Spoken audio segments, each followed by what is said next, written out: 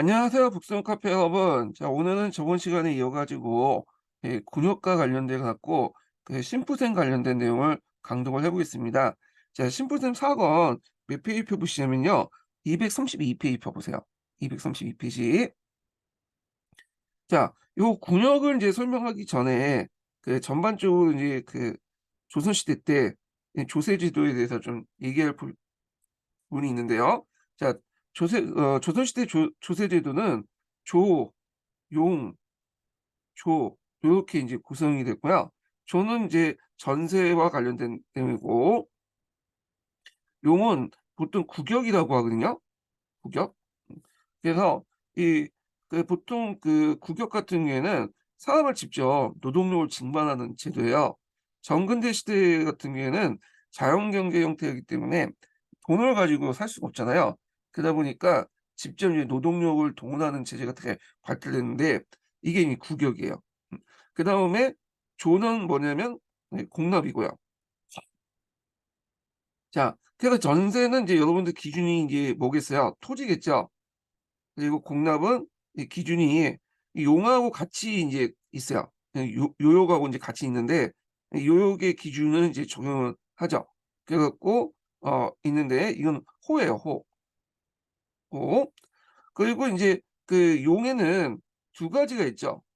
두 가지가 있는데 이게 하나가 뭐냐면 요역이고요. 또 하나가 국역 신역이죠. 그래서 이제 요역에서는 이제 뭘 하냐면 노동력을 동원하고요. 신역은 신분별 역이라고 해 가지고 세 가지로 딱 나눠져 있는데 야 이게 하나가 뭐냐면 군역이고 그리고 직역이고 그다음에 천역이에요. 예. 그래서 인제 있는데 이 요역은 인제 이 여기 공납하고 동일해요. 왜냐면 공납이 요역의 일종으로 인제 했기 때문에 동일한데 기준이. 그러니까 요역의 기준이 바뀌면 이 공납의 기준도 바뀌어요. 이건 나중에 좀 다시 설명을 할게요. 자, 그래서 이 요역도 마찬가지로 호를 기준으로 인제 징벌한다 이렇게 보시면 되는데 자 그리고 인제 이 신형은 크게 인제 군역, 직역, 적역, 천역으로 나누는데 신역 자체는 인제 사람인 정남을 기준으로 하거든요. 물론 이제 천역 같은 경우에는 인제 정남 외에도 그 일반 여자들도 같이 인제 정려죠. 정려도 이 천역의 대상이에요. 예. 그렇지만 군역과 직역은 이게 인제 정남을 기준으로 했다 이렇게 보시면 돼요. 그래서 여기에 신역이라고 이제 붙인 거는 신분별로 역을 담당해서 신역이라고 부른 거예요. 그래서 이제 군역하고 직역은 주로 신분상 양인들이 담당하고요. 그다음에 천역은 천인들이 담당해요. 예. 그래서 이 군역과 직역은 좀 양인 남자들만 담당하죠. 천역과 달리. 예. 그리고 이 군역하고 직역은 서로 교환이 돼요. 예. 그래서 내가 인제 군역을 인제 하고 있는데 그럼 국역을 하고 있는데 만약에 직역을 내가 담당했다. 그럼 군역에서 빠져. 이때 직역은 뭐냐 하면 나라에서 맡은 공적인 역할을 말해요. 대표적인 게 관리나 향리나 그다음 공인이나 예 그다음에 인제 유생들 그러니까 인제 교생이라든지 원생이라든지 이런 사람도 공부하는 학생이기 때문에 빠지는 거야. 자 그래서 이렇게 군역하고 직역은 서로 인제 뭐냐면 호환이 가능하다 이렇게 보시면 되고요. 대개 인제 조선시대 때 양반이라는 사람들도 원칙적으로 그들도 양인이기 때문에 군역을 담당해야 되잖아요. 근데 직역을 담당한다는 핑계로 해서 군역에 빠지게 되거든요. 이 양반들 대부분은 관리거나 아니면 교생, 원생 같은 학생 신분이죠. 그리고 조선 후기 때는 아예 그냥 유학호라고 해서 교생 원생이 아니어도 그냥 자동적으로 빠지는 거. 예. 그러다 보니까 이제 양반은 군대에 안 간다라는 어떤 공식이 형성된 거죠. 그래서 실질적으로 이 군역은 양반들이 아니라 일반 상민들이 담당해요. 이걸 양역하라고 하잖아요. 예. 그리고 인제 군역 같은 경우에는 원칙상은 양인데 이건 원칙일 뿐이고 예외적으로 천역을 담당한 천민들도 그러니까 인제 주로 천민 남자들이죠. 남자들도 군역을 담당했다. 그래 갖고 뭐 소고군이라든지 잡색군이라든지 필요시에는 또 성군해 갖고 인제 뭐냐면 이들에게 인제 뭐냐면 군역을 담당하도록 하죠. 예.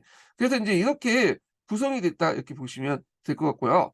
여기에서 이제 살펴볼 것은 요역은 뒤에 좀 살펴보고 요 신역 부분 관련된 내용을 볼게요. 신역 중에 이 군역하고 직역하고 관련된 내용을 이제 좀 보겠습니다. 자, 먼저 살펴볼 것이 이제 군역 관련된 내용인데 요걸 이제 볼게요.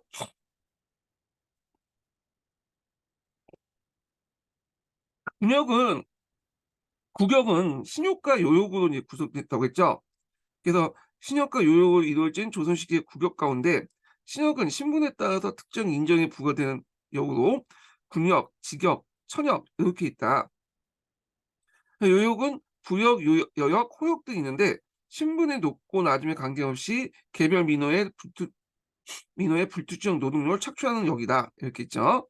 자, 조선의 군역은 관료, 항리 같은 직역의 부담자와 그다음에 교생 같은 면역자 그리고 공사층의 이제 천역 부동자를 제외하고는 양반과 평민들에 이르는 모든 신분이 부담을 해야 하는 신역인 동시에 국역이다.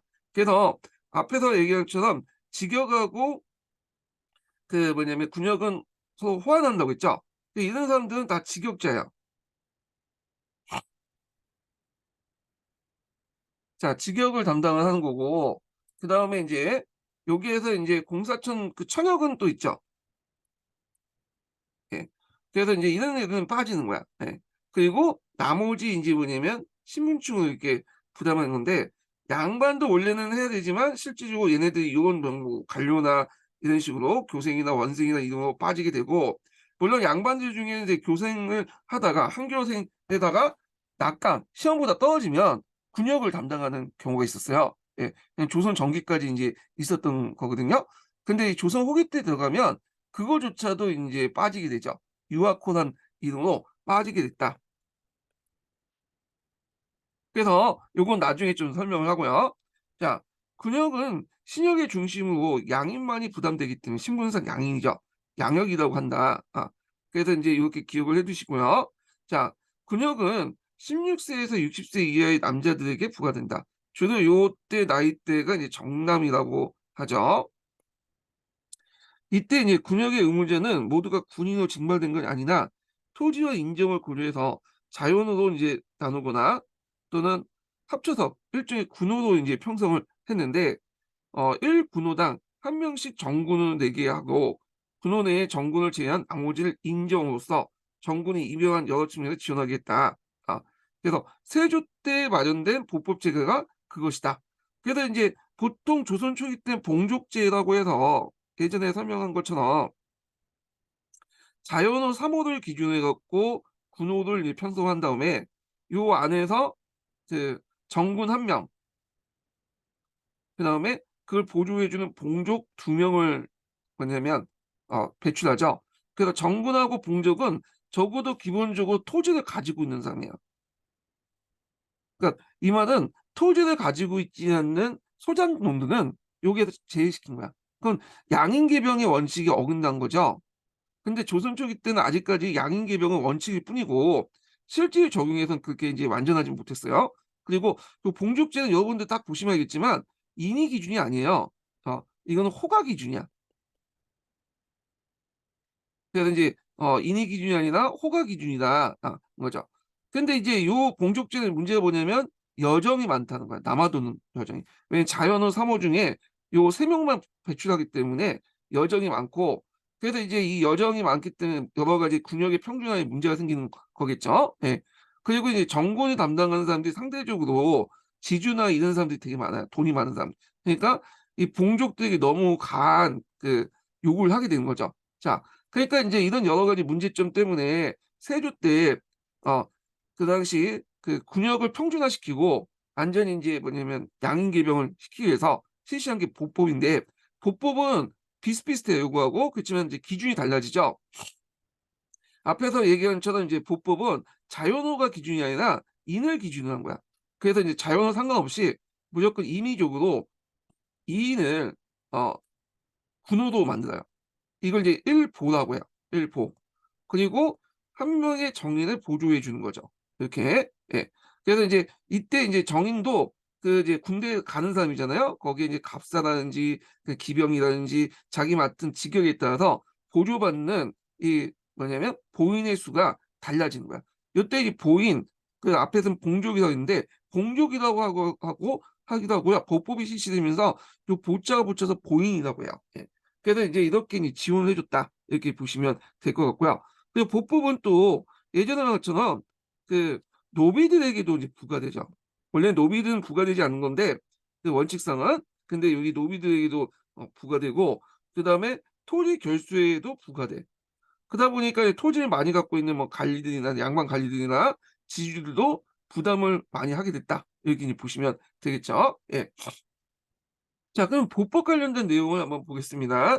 자, 보법은 이정당 일부로 하고 토지 오교를 일정을 준하도록 하여 노비와 의 자료들도 봉족수를 계산하고 누정 누호들 원칙 대한 벌칙을 강화했다. 그래서 빠져있는 정가, 빠져있는 호에 대한 벌칙을 강화했는데 그러다 보니까 이제 어떤 문제점이 일어나냐? 여정이 부족하죠. 남아 있는 성인 남자들이 부족해. 보통 이제 군역을 담당하면 나머지 호가 군역을 담당하고 나머지 호는 요역을 이제 뭐냐면 동원하는 시스템이었는데 이게 군역과 요역을 같이 짊어지게 되잖아요. 그리고 그러다 보니까 이제 군역을 담당하는 사람들이 더 늘면서 상대적으로 요역을 담당하는 사람도 뭐냐면 부족하게 돼요. 어.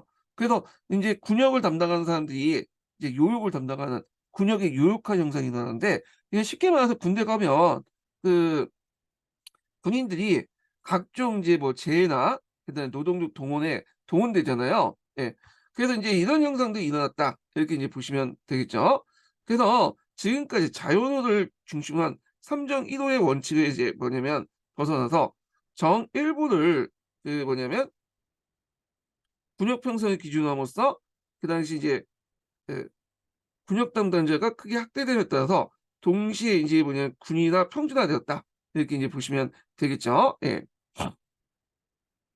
자, 그러나 보법의 시행은 호 또는 혈통의 관계를 무시한 단위 설정. 왜냐하면 자연호 같은 경우에는 나름대로 인제 요때 공족 같은 경우에는 그 호를 기준으로 했기 때문에 나름대로 이제 혈통 같은 건 이제 중요시 여겼어요. 예를 들어서 뭐 여기에 나오는 사람들이 다 이제 선발되는 게 아니기 때문에 내가 뭐 독자다. 그럴 경우에는 빠지는 거죠. 여정으로 빠지는 거니까. 3대 독자다 이런 식으로 하면. 자, 근데 이런 것들은 그 보법에서는 그런 게 없어. 다 무조건 군으로 묶어 있죠. 근데 여정이 없다 보니까 이런 문제점이 일어났고 그냥 토지 오교를 일정으로 하연 토지 중정제. 그러니까 토지를 가지고 있는 사람은 또 그만큼 뭐냐면 군역을 더 많이 착출당했죠. 물론 자기가 직접 가지 않더라도 뭐 노비라든지 사람을 사 가지고 갖다 한 거잖아요.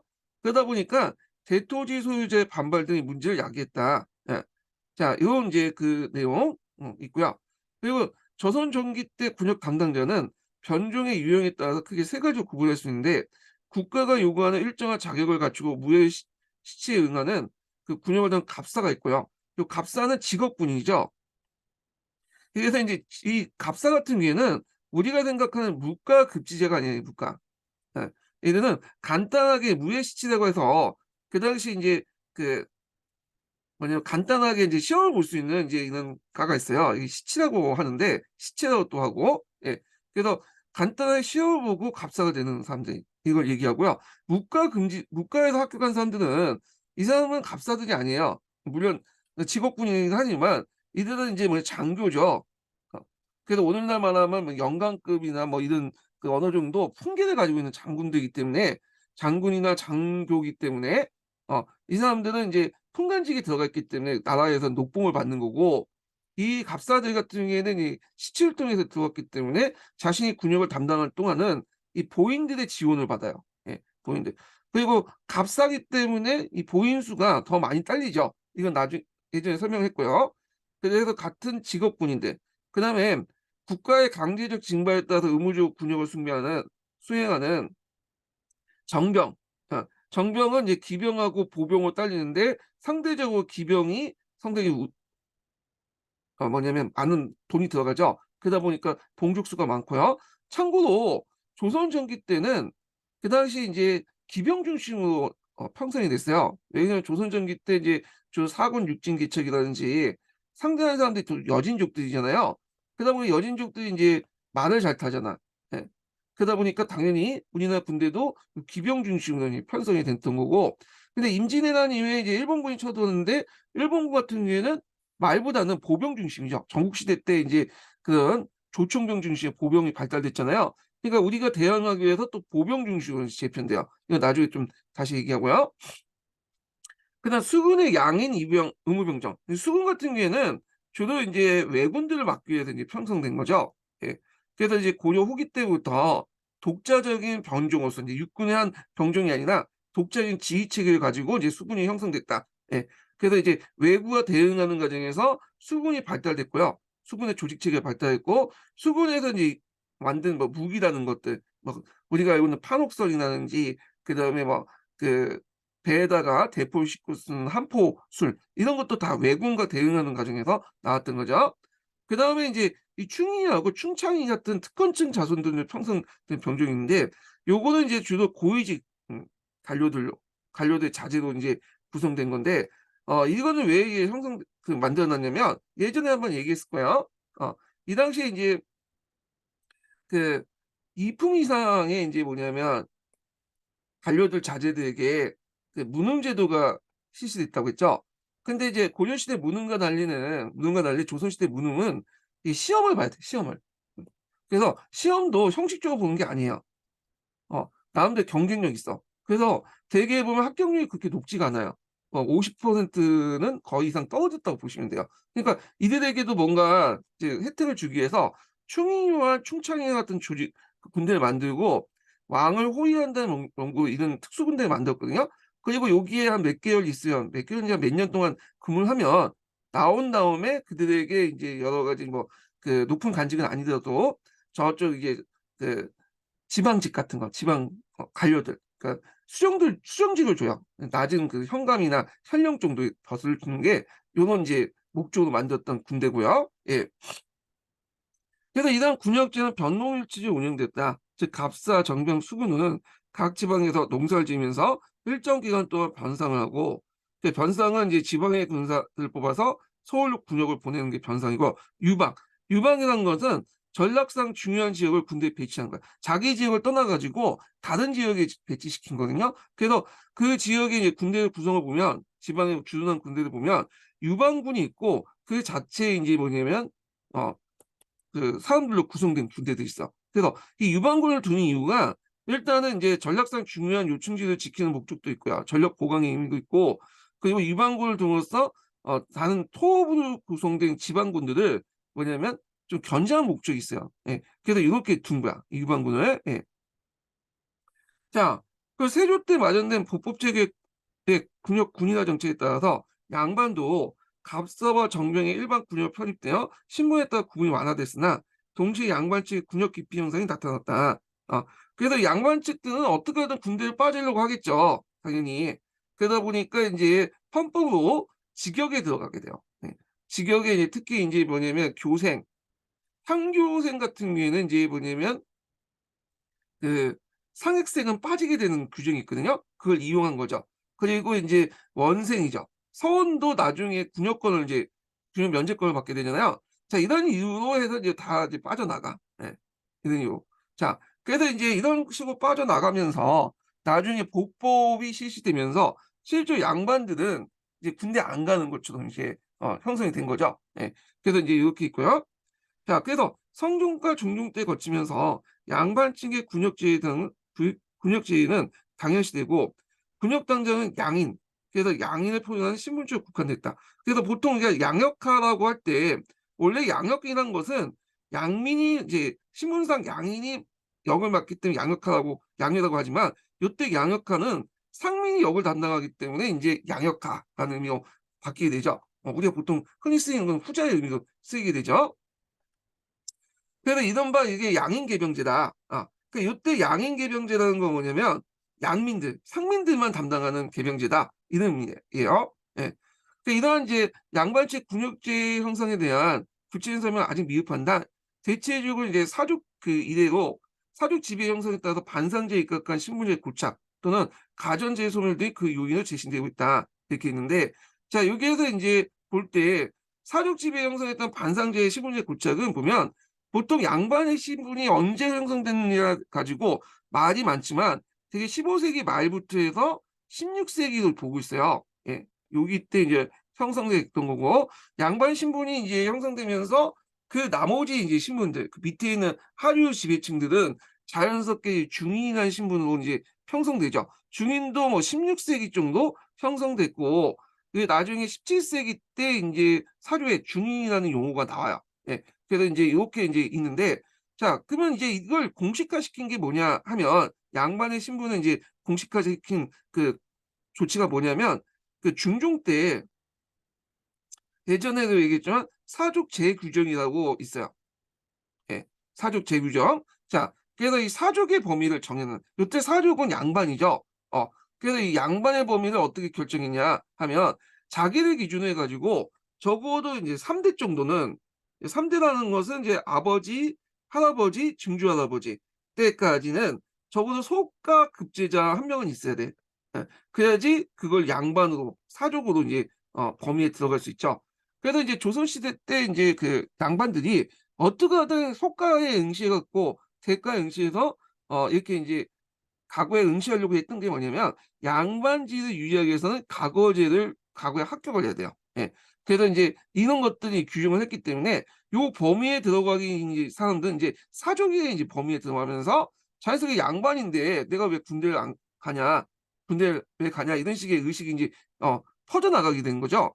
그러다 보니까 인제 뭐 여러 가지 인제 뭐 그 직역이라는 명목으로 빠져나가게 되고, 심지어는 인조 이후에는 아예 이제 뭐냐면, 예전에는 그래도 항교나 교생이나 원생에 들어가야지 학생해야지만 그 그 직역이라는 명목으로 빠졌는데, 그게 아니라 인제 아예 뭐 유학으로 인제 편제해 가지고 양반이면 유학후에 편제돼서 뭐 자기가 직역을 담당하지 않아도 요게 뭐야 들어갔기 때문에 어떻게 돼요? 예. 그 군대에 빠지게 되는 거야.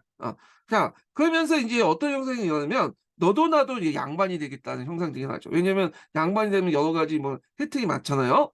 근데 이제 그래서 이제 합법적이나 비합법적인 방법으로 양반이 되는 사람들이 많아지면서, 거꾸로 이렇게 이제 반상제가 강화되면서 반상제가 점점 무너지는 형상들이 일어나. 이 역설적인 형상들인데, 그러니까 우리가 인제 명품을 강조하면 명품의 시기성 때문에 강조하는데, 개나 소나 다 명품을 가지고 있으면 이제 명품의 가치가 없어지잖아요. 요거 마찬가지야.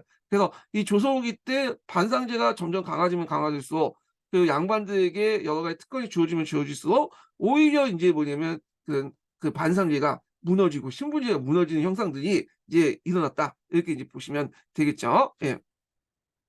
그래서 인제 요런 내용들 좀 기억을 해 두시고요.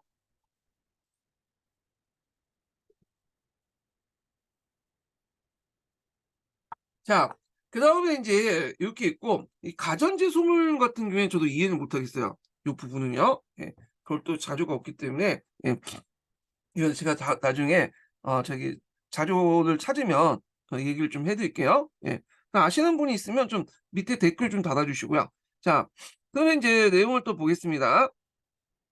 자, 군역은 이 16세기 때 경과되면서 양반 측이 군역 편제에 제외되면서 그 일반 양인이 주로 이제 부담하는 신역으로 굳어지게 되고, 그리고 양역이라는 용어가 군역의 다른 표현으로 사용되게 됐다. 앞에서 이제 양역이라는 말은 양인이, 신분상 양인이 담당하는 역인데 반해서 요때 양역은 상민이 담당하는 역이다. 양역하라고 하죠. 보통 우리가 알고 있는 건 호자의 의미죠.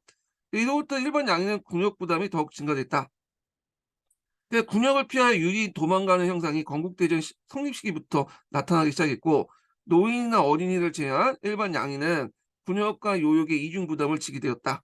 그래서 인제 무슨 형상이냐면, 실제 각종 요역에 군인을 동원하는 형상이 일반화돼요. 이거를 그 무슨 형상이라고 하냐면 요역의 군역화, 군역의 요역화 형상이라고 하죠. 그리고 심지어는 이제 요역을 담당하는 사람들이 부족하다 보니까 승려들까지도 이제 다 부담하게 되죠. 원래 그 승려들이 인제 되려면 도첩제를 인제 도첩을 발급받아야 돼, 고려시대부터. 예. 조선시대 때는 도첩의 수를 줄이거나 성종 때는 아예 폐쇄시켰죠. 아예 도첩제가 없어요. 그러니까 승려가 되지 말라고 했는데 계속 승려가 되죠.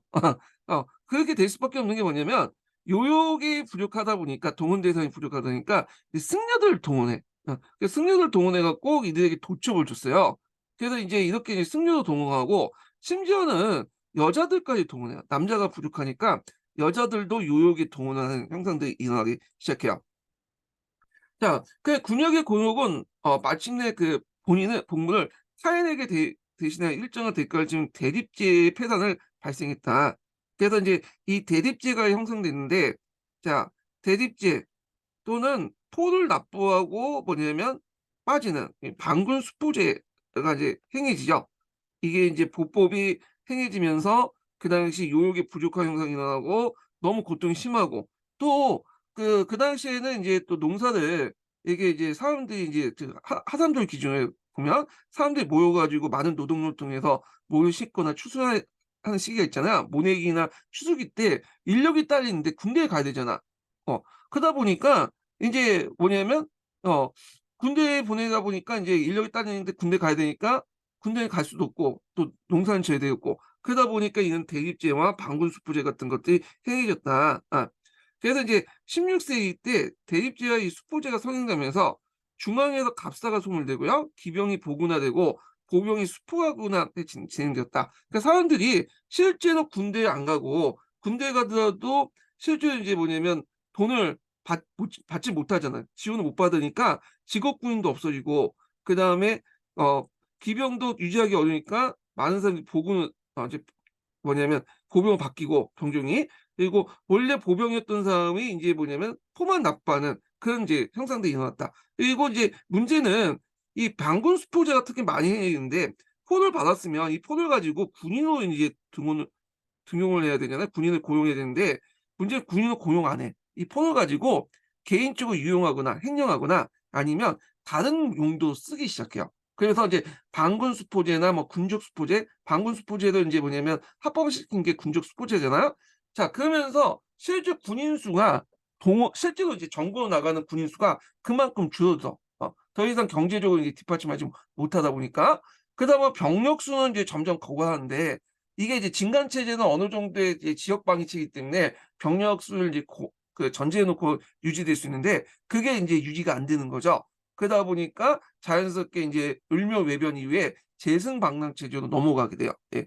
재승방랑 체제는 적은 병력을 가지고 한 곳에 집중해서 막는 형태잖아요.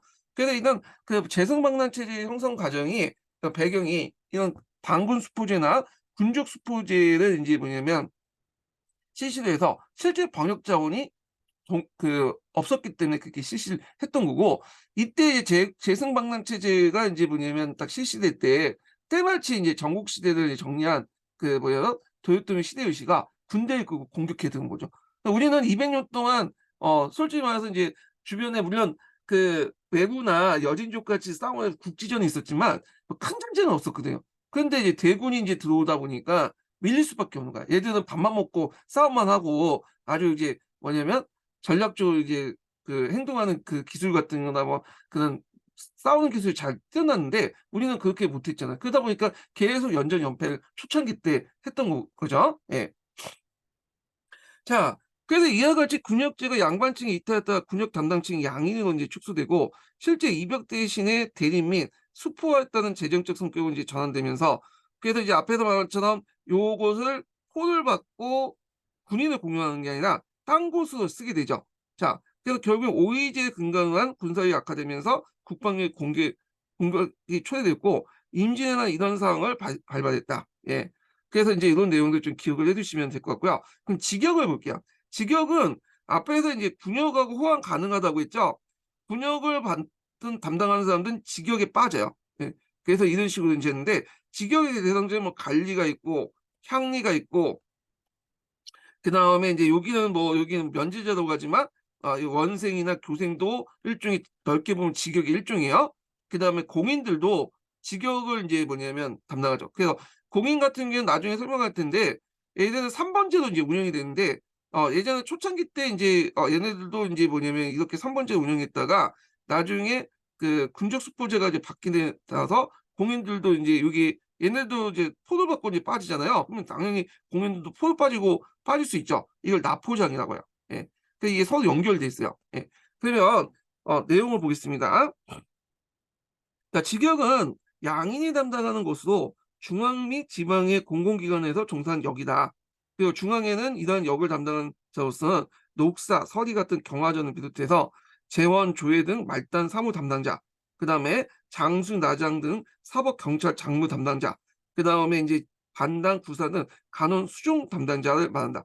대개 보면 이런 직급들을 가지고 있는 사람들은 향리나 기술관들, 중인들이죠. 예. 그래서 중인들도 실제 군역을 담당하지 않는다고 볼 수 있죠. 이 직역에 다 빠져 있는 그 사람들이잖아요. 그래서 이제 지방에서 행정실무를 담당하는 향리와 군사실무를 담당하는 금고도 있다. 특히 이제 향리는 지방 관할에 세습되면서 행정실무를 담당했는데 이걸 항역이라고 한다. 항역도 직역의 일환으로 이제 받게 되는데 이건 이제 외역전 지급 폐지하고 연결돼 있어요. 고려시대 때 외역전이라는 게 있었죠.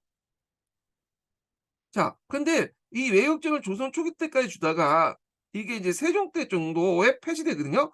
그 이유가 뭐냐면 이 외역전을 이제 그 항의가 이제 역을 담당을 항역이라고 하는데 항역도 일종의 직역이잖아. 근데 군대 이 진역은 또 군역을 대신해서 이제 가는 거죠. 그러니까 군역을 담당하는 사람도 그냥 토지 지급도 안 하는 거 그냥 보임만 지급받는데 어떻게 직역을 받는 사람들 거의 군역과 이제 호환이 가는 직역을 받는 사람이 항역이 어 토리를 지급받냐? 그런 논리가 형성되는 거죠. 그러다 보니까 외역전이 폐지가 됐다. 이렇게 보시면 될 것 같아요. 그래서 이들은 군역 대신에 이 한역을 이제 짊어지게 됐다. 이렇게 보시면 되겠죠. 자, 이 밖에 역이 조창의 조군, 목자의 목자, 목장의 목자는 이제 말을 사육하는 사람들 얘기하고 봉수의 봉군 같은 사람들 있죠. 이 조군이나 이런 목자나 봉군은 신분상 양인인데 역이 쳐놨기 때문에 그 빠지는 거야. 식량청 그걸 식량청역이라고 하죠. 그래서 이제 그 식량역천이라고 하죠. 역천. 예. 그래서 역 신분상 약 그 양이지만 역이 천에 있고 천원 취급을 받고 있는 사람들 식량역천이라는데 이들은 이제 공역에 종사했기 때문에 빠지게 되는 거고요. 예. 자, 그 양반의 경우 현직 관료도 빠지죠. 당연히 직역을 담당하기 때문에. 그들은 간직 자체가 신역과 직역이 상쇄되는 걸 간주됐기 때문이다. 자, 그다음에 관료가 되기 위한 사람들도 일종의 준직역화로 이제 보고 빠지게 되는 거야. 예, 이들도 나름대로 직역을 하기 때문에 면제가 되는 건데 하여튼 얘네들도 이제 직역의 담당자예요. 관료가 되기 위해서 학업을 종사하는 가정인 성균관, 그다음에 한교의 유생 역시 그 종사하는 자체가 직역으로 간주되었다. 이렇게 보시면 되고요. 자, 한교의 유생들인데 교생이라고 하는 사람들이죠. 그래서 이제 나중에 한교에 관련된 설명을 할 때 한교의 유생들이 그러니까 한교의 양반 자제들이 들어오게 되거든요. 물론 공부는 안 해요. 공부는 서원에서 하죠. 그 이유 중에 뭐냐면 이 한교에 들어가면 적어도 이제 초시에 이제 그 출시의 일부 단계를 면제받을 수 있거나 이렇게 인제 군역을 면제받을 수 있는 특권이 있기 때문에 이게 이름만 걸어 놓은 거야. 예 실제 공부는 서원에서 하고. 그리고 서원 중에서도 뭐냐면 또 서원에서 군역 면제권을 가지고 있는 그 서원이 있어요. 이걸 그래서 원생도 일부도 이게 뭐냐면 이게 군역을 면제받았다. 이렇게 기억을 해 두시면 돼요. 물론 조선 전기 때는 이 그 학교에서 일정한 시험을 보거든요. 그래서 시험을 보다가 인제 만약에 떨어진 그 양반 같은 경우에 낙강생이라고 하는데 이들도 인제 뭐냐면 이들은 낙강을 해서 인제 그 한국의 교생지를 인제 박탈당했기 때문에 당연히 군대에 가게 돼 있어요. 예. 그래서 인제 요런 것들인데 이건 인제 예가 든 게 이순신인데 이순신이 인제 뭐냐면 그 과거 시험을 보는 동안 그 뭐냐면 여기 한교에 그 시험을 잘 안 봤나 봐요. 그러다 보니까 이제 이는 낙강생을 불려 가지고 그 당시 이순신도 그 당시 포를 납부했다는 기록도 있어요. 이순신은 그 당시 양반지였죠. 예. 근데 이런 것조차도 이제 조선 후기 때는 아예 이제 뭐냐면 그 폐지돼 갖고 무조건 유학호에 들어가 버리면 그냥 조생이든 원생이든 간에 직역을 담당하든 간에 담당하지 않든 간에 그 뭐냐면 인제는 유학호라는 이름으로 빠지게 돼요. 예. 자, 그래서 인제 이렇게 있고요. 그 이외에도 삼품 이하의 전직 관료들은 모두 양반들에게 원칙적으로 신형인 직역이 부담이 지어졌으며 이들 그 내역은 그 군역이었다. 근데 실제 양반의 군역을 피하는 수가 어 실제 양반은 군역을 피하고자 하는 수가 많았다. 예. 이렇게 이제 있고요. 예. 자, 그래서 인제 이렇게 해서 인제 한번 직역 관련된 내용을 인제 살펴봤고 뒤에 있는 천역을 좀 볼게요. 예. 자, 천역은 엄밀히 말하면 이제 직역이라는 범주보다는 따로 청역이라는 범주가 있어요. 직역은 이제 군역하고 호환이 되잖아요. 이렇게 상세가 되죠, 상세가. 그리고 이제 담당자가 직역이나 군역은 이제 이렇게 담당자가 성인 남자야, 성인 남자. 그러니까 인정을 기준으로 인제 하잖아요. 근데 천역은 이제 여기가 좀 별도로 인제 하는 건데, 얘네들은 인제 주로 노비를 대상으로 하는 거죠. 그래 갖고 주로 인제 성인 남자뿐만 아니라 여자도 담당해요, 천역을. 예. 그래 갖고 인제 이거고, 주로 천역을 담당하는 사람들은 공노비들이죠, 공노비. 왜냐면 인제 산노비는 이 개인 재물이기 때문에 이건 아니고, 주로 공노비를 대상으로 성인 남자 여자들을 인제 뭐냐면 담당하는 게 천역이다. 예. 이렇게 이제 보시면 될 것 같아요. 그래서 이 천역은 천인들이 담당하는 신역이다. 그래서 천인들에게 천역인 신역으로 직역인 동시에 국역을 의미한다. 청인, 그 노비는 공노비와 사노비로 구분되는데, 사노비는 그 상자의 노동력이나 신고를 제공함으로써 국역의 대상에 제외되고, 주로 이제 천역을 담당하는 사람은 국가기관의 공노비들이죠. 그래서 소속기관에 그들의 이제 노동력을 제공하거나 신공을 납부해야 된다. 예.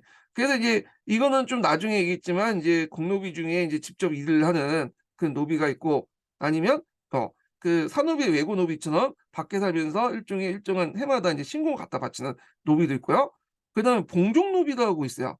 봉종 노비는 인제 뭐냐면, 그 당시 인제 국가의 인제 담당하는 이병 노비죠. 이병 노비들이 이제 그 국가기관에 일을 할 때 별도 돈을 안 주거든요, 천역을 담당하기 때문에. 근데 이들도 먹고 살아야 되잖아. 그러다 보니까 따로 이제 봉종 노비를 둬서 이들은 이들의 경제적으로 뒷받침해 주는 어떤 그 활동을 해 주는 거야. 그래서 여러 가지 뭐 곡물도 주거나 아니면 포도 주거나 이런 식으로 해서 그 임용 노비들이 인제 뭐냐면, 그 생활하게, 그러니까 임용 노비들이 이제 선상 노비라고 하는 그런 사람들, 인제 뭐냐면 생활 편의를 봐주는 그런 노비들이 이제 뭐냐면 이 봉종 노비다, 이렇게 보시면 될 것 같은데, 자 이거는 인제 뒤에 인제 노비제도 제가 할 때 설명했는지 모르겠는데, 그렇게 이제 3개 종류가 나눠져 있다, 이렇게 이제 보시면 될 것 같아요. 그래서 천인들 같은 경우에는 공인은 인제 이렇게 직접 일을 하는, 뭐냐면 임용 노비, 성상 노비와 그다음에 바깥에서 인제 뭐냐면 신공을 되는 그 노비, 그리고 이들 노비 중에 인제 뭐냐 임용 노비들이나 이런 사람들에게 일종의 뭐냐면 그 경제적 뒷받침해 주는 이런 봉종 노비, 이렇게 3가지로 나눠 볼 수 있다, 이렇게 이제 보시면 될 것 같아요. 예. 그래서 낙공 노비, 그다음에 선상 노비, 역을 직접 담당하는 이들이죠. 그다음에 공중 노비. 공중 노비는 성상 노비를 이제 지원해 주는 노비들이야. 참고로 이 봉족이라는 말은 우리가 인제 그 군인들만 연수하는, 군인들의 지원만 이렇게 받는 걸로 돼 있는데, 봉족은 그게 아니라 어느 족종든 국가의 군역을 담당하는 사람들에게 경제적으로 이렇게 군역을 담당하는 사람이 경제적으로 부족할 경우에 그걸 봉족을 대줬어요. 예. 그러니까 그 대상에는 노비도 있을 수 있고 각종 이 직역을 담당하는 사람도 있고요. 심지어는 기생들도 있어. 예. 기생들도 봉족을 줬어. 예. 특히 이제 연산군 때 보면 그냥 뭐 흥청 노비들이 많잖아요. 예. 그래서 이런 노비들에게 이제 또 봉족 노비를 지급하고 그렇게 했거든요. 예. 그래서 인제 요렇게 인제 청약에 대해서 보시면 될 것 같고, 자 그래서 인제 이런 식으로 한번 이제 또 봤고요. 예. 자 요건 좀 이따 나중에 인제 또 설명할게요. 자 그러면 인제 넘어가서 다시 한국 통론을 이제 넘어가겠습니다. 예. 200 페이지요. 자 이번에는 교육제도 관련된 내용을 볼게요. 277 페이지 볼게요.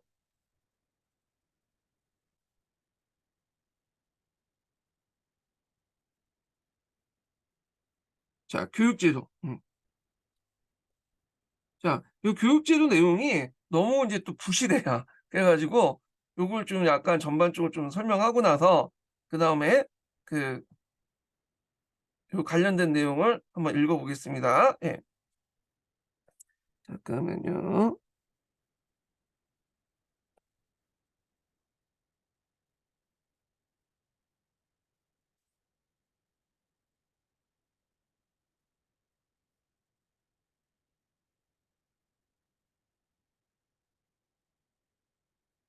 자 교육제도 볼게요.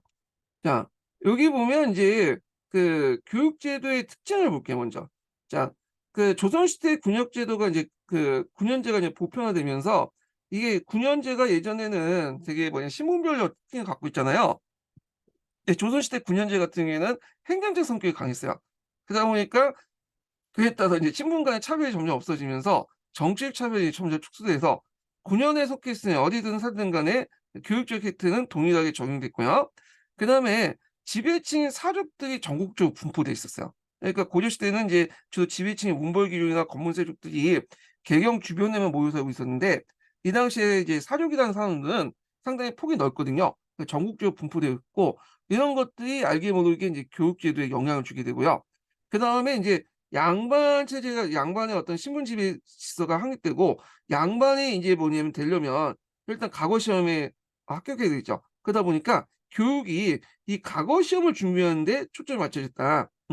그다음에 각오 제도하고 학교 제도가 연결이 잘 안 됐어요. 그래서 고려 시대 때는 각오 제도, 학교 제도 연결이 잘 됐잖아요. 그래 가지고 인제 예종 때부터는 인제 저도 국제학원을 3년 이상 수학해야지만 이게 뭐냐면 그 본 시험을 볼 수 있었잖아요.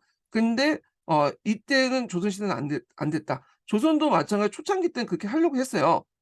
그래서 이제 과거제도, 학교제도 연관시키려고 했는데 그게 잘 안 됐어. 이건 나중에 좀 얘기할게요.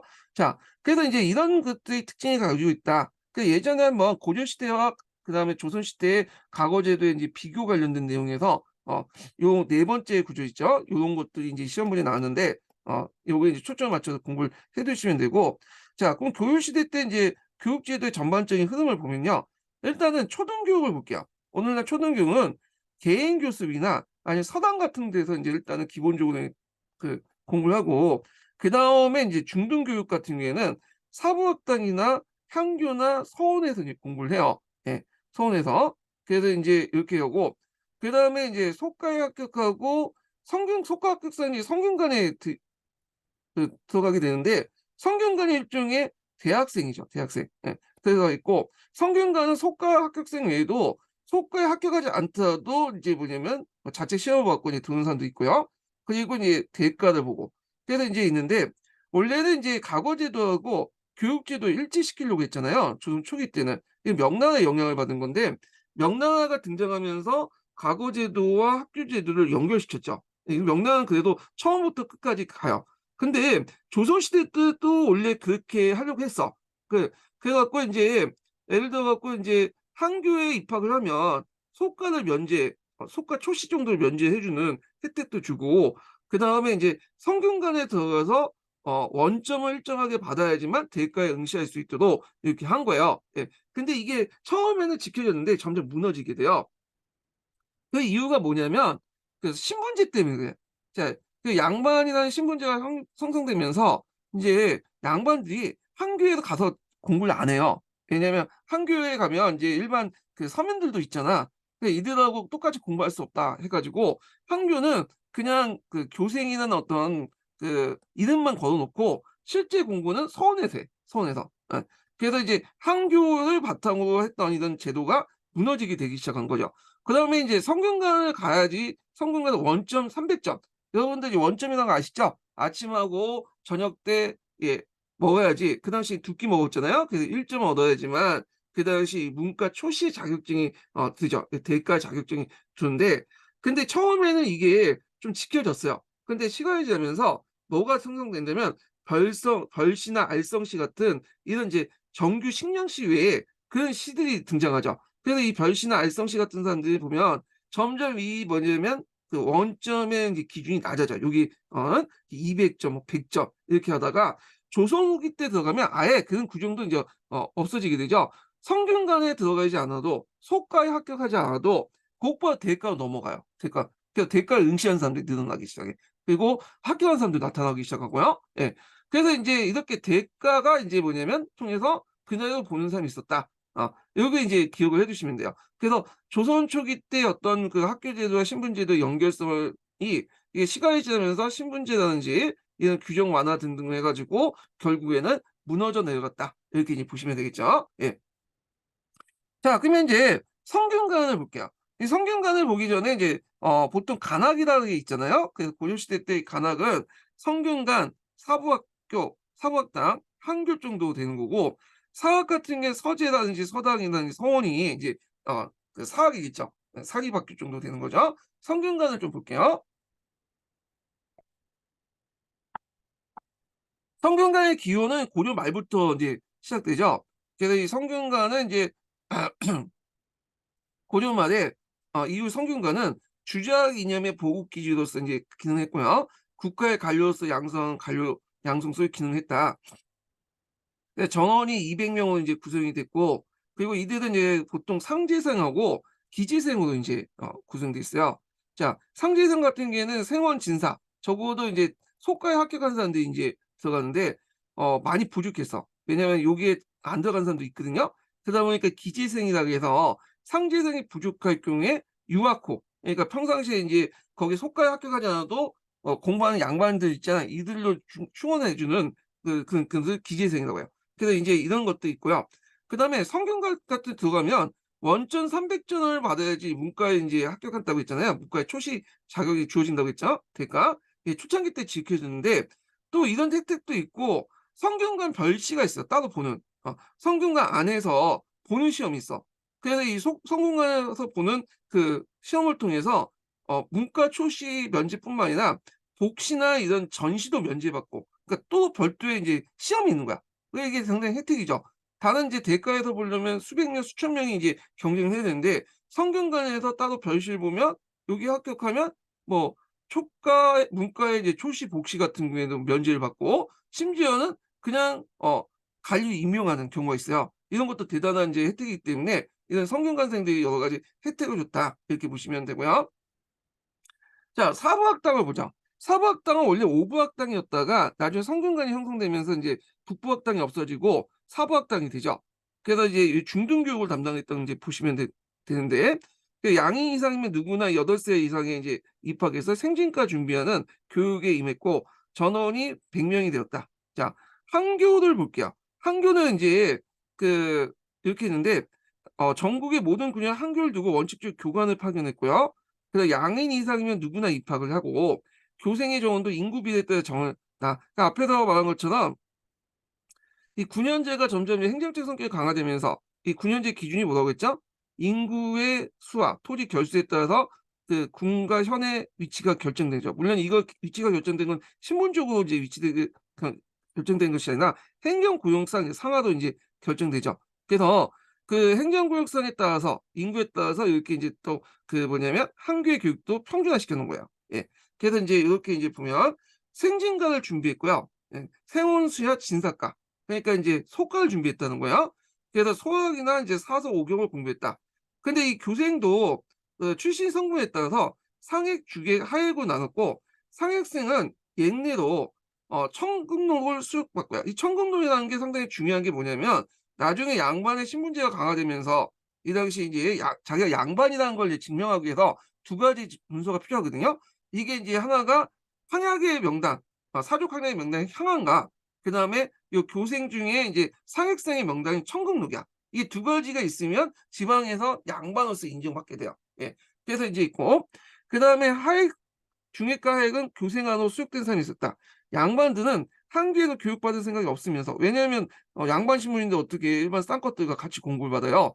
그리고 청금록에 등록하고자 한 것은 한교의 이름이 등록되지 않으면 일단 과거에 응시가 없어. 그래서 과거에 응시를 하고 그냥 적어도 그 여기에서 이제 높은 성적을 얻으면 소과 초시는 면제받을 수 있거든. 그렇기 때문에 이제 이렇게 한 거고, 그다음에 확고한 지방 양반의 지를 인정받기 위해서 항충 지배를 강하게 한 거다. 적어도 이제 자기가 이제 뭐냐면 교생이 돼야지 청금록에 입력할 수 있고, 그리고 지방에서 양반으로서 인정받기 위한 거죠. 그래서 이제 요런 것들이 했다. 이렇게 기억을 해 주시면 될 것 같고요. 한교의 이제 항촌 지배를 목적으로 하는 양반 출신이 청금록 유학생들을 위해 지방 교회가 중심이 되었고, 그 양인들은 군역을 피하거나, 왜냐면 여기 들어가면 교생이라는 이름으로 이제 피할 수 있잖아요. 기술관 서리 등이 중인이 되기 원하는 양인들도 가득 찼기 때문에 한교의 교육 기능은 점점 유명무실화됐고, 교육보다는 주로 이제 교화 아니면 제사가 목적이야. 예, 서령대 제사가 목적으로 이제 뭐 바뀌었다. 이렇게 이제 보시면 될 것 같아요. 예. 그래서 이제 이렇게 향교는 원래 목적과 달리 교육기관보다는 제사나 이제 교화 기능만 치중돼 있고, 요 한교에 들어가는 이 사람들이 목적 자체가 뭐냐면 여기에 들어가면 군역을 이제 직역이라는 명목이 빠지니까 그걸 목적으로 이제 들어가게 된 거도 된 거죠. 그리고 이제 양반들도 나중에는 아예 한교 교생이 아닌데도 뭐냐면 그냥 유학 후에 들어가 버리면 인제 뭐냐면 아예 빠지게 되는 거야. 예. 자, 그래서 인제 요런 내용들 좀 기억을 해 두시면 될 것 같고요. 그 외에도 이제 기술 교육이 있어요. 잡학이라고 하죠. 잡학은 예 중인들이 인제 주로 하는데 세습집이에요. 예. 그래서 인제 대개 중앙에서 이제 해당 관청에서 실시하죠. 의학 같은 경우에는 정의감이나 해민서 같은 예 실시하고, 음양학은 감상감이나 이런 데서 실시하고, 그다음에 유학은 이 고율사에서 실시하는데 요 관련된 내용이 예전에 기출문제 나왔어요. 지방에서는 대개 이제 의학, 유학 유 율학 그다음에 역학 이런 것들을 실시하고 해당 그 지방 간세에서 하고, 특히 양반들 같은 경우에는 의학에 대해서 더 관심 있는 사람이 많았어요, 양반 중에. 예. 왜냐면 그 당시에 병원이나 뭐 약국 같은 게 없기 때문에 주로 인제 병에 걸리면 자가치료를 해야 되거든요. 그래서 의학적 지식이 좀 필요했던 거야. 그러다 보니까 양반들도 의학에 대해서 좀 박식한 사람도 많았다. 이렇게 인제 보시면 될 것 같아요. 자, 그래서 인제 교육제도 관련된 내용을 이제 한번 봤고, 한 통을 한번 보겠습니다. 예.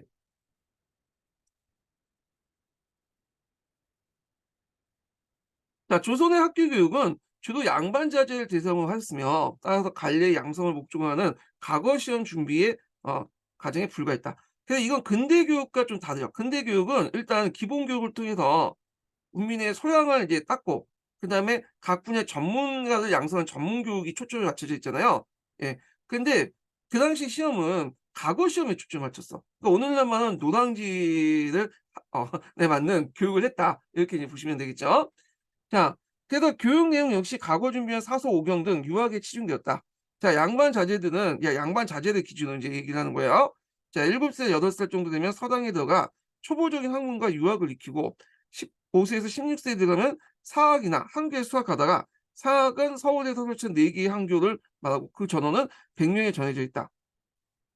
한교는 지방의 부, 목, 군, 현에 각 1교씩 이제 설치됐는데 주로 지방 양반과 향리자제들이 교육했고, 그래서 단 학교에는 양인의 입학도 허용되는데 이거는 유학의 교화의 근본 취지가 있는 것으로 과거 연계는 희박하다 했는데, 주의할 것은 뭐냐면 이제 양반들은 여기에 한교 가서 일을 안 해요. 그 공부를 안 하고 서원에서 하죠. 서원에서. 그냥 이름만 걸어놓는 거야. 이름만. 한교 정원은 이제 부목이 90명 또는 70명, 군이 50명, 현에는 30명. 그래서 이렇게 인제 그 군현제 뭐 군현의 그 위치에 따라 지위에 따라서 인제 하는데, 요게 지위라는 거는 신분적으로 지위가 아니라 그 인구나 토지 결수에 따라서 인제 그 뭐냐면 군현의 등급을 얘기하는 거예요. 예. 자, 상학과 한교에서는 수학과 양반 자제들은 생진과에 이제 응시하였고, 여기에 합격하면 다시 성균관에 입학했다. 성균관은 조선의 최고 학부로서 생원과 진사를 주로 하고, 입학해서 사학의 생도나 공신, 훈신의 자제들로 그 뭐냐면 소정의 입학 시험을 거친 자, 기재상이라고 하죠, 이런 사람들은. 그리고 하급 관리들 가운데 입학을 시황한 자들 입학하여 문과 응시에 위한 준비를 했다. 그래서 여기에 인제 원래 원칙상 300 점을 얻어야지, 원점 300 점을 얻어야지 문과에 응시할 수 있는데, 그 기준이 점점 낮아졌다고 했죠. 나중에 인제 별시가 형성되고 기준이 낮아지게 되고, 조선 후기 때는 아예 인제 성균관 뭐 속가 안 보고 곧바로 대시에 볼 수 있도록 했다. 이렇게 보시면 돼요. 그래서 이렇게 있고, 자, 성균관 전호는 그 처음에 200 명이었다가 뒤에 100 명으로 감소되었다. 한편 역학이나 의학, 음양학, 유학 등 기술학은 주무관처인 사역원, 전의각, 경상 간상관, 예, 간상관, 그다음에 형조의 고율사에서 각기 교육했다. 자, 이는 되게 중인들을 대상으로 했으며 여기에서 교육받은 사람은 되게 작가에 걸쳐서 잡지게 기용되었다. 이렇게 이제 보시면 될 것 같아요. 자, 그래서 요 교육제도 관련된 내용을 이제 좀 푸셈에서 한번 읽어보겠습니다. 푸셈 이제 315 페이지 펴 보세요.